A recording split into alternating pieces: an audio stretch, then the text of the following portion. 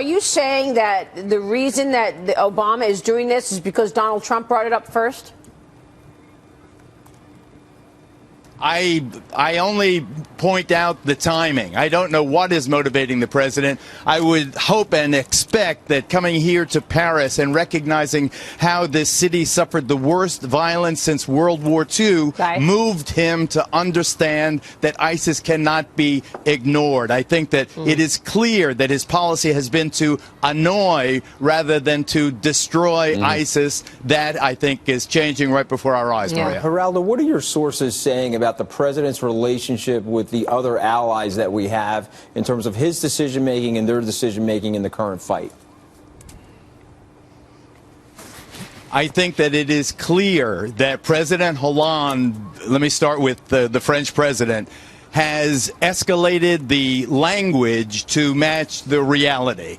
President Hollande, having been bloodied by this attack, this awful attack that affected, again, so many lives, has brought the spotlight to the weaknesses here in Europe, where you can travel from one country to the other without a visa, where many of these savages that killed these innocent civilians traveled freely from Syria through Turkey. What an ally Turkey has been, providing this highway for ISIS recruits to go back and forth to allow oil to be sold in Turkey. Anyway, President Hollande has said, listen, this is a fight. It is them or us. This is not something that can be treated. Global warming is an issue that is for the generations. I don't in any way belittle the conference that happened here, the largest gathering of world leaders in the history of the planet, in the words of President Obama. I don't belittle that at all. But it is clear that Europe and the United States are now recognizing that ISIS is a bleeding wound. It is either them or us. They will disrupt our civilization. What does it take? 9 lunatics with machine guns. Is it enough, though, Geraldo? I mean, that's the debate, right? People are wondering if, in fact, you know, not having out-and-out new ground troops to back up what we have already in place is going to be enough.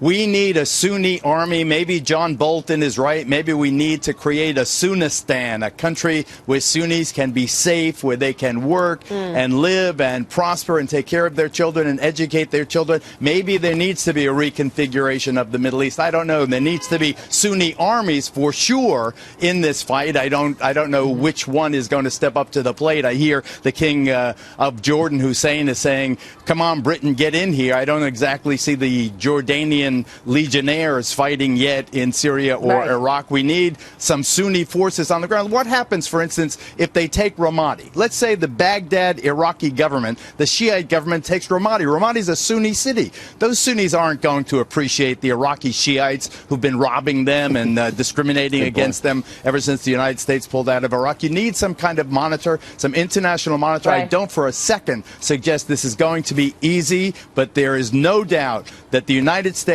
is now at war with ISIS. It may be you hear about this Special Forces group today and another unit next week and another in the month to come. But the very territorial integrity of the Islamic State, I think, is very fragile, and they will fall. All right, Geraldo, great to talk to you. Be safe there in Paris. Thanks so much. Geraldo Rivera, still in Paris this morning. Coming up.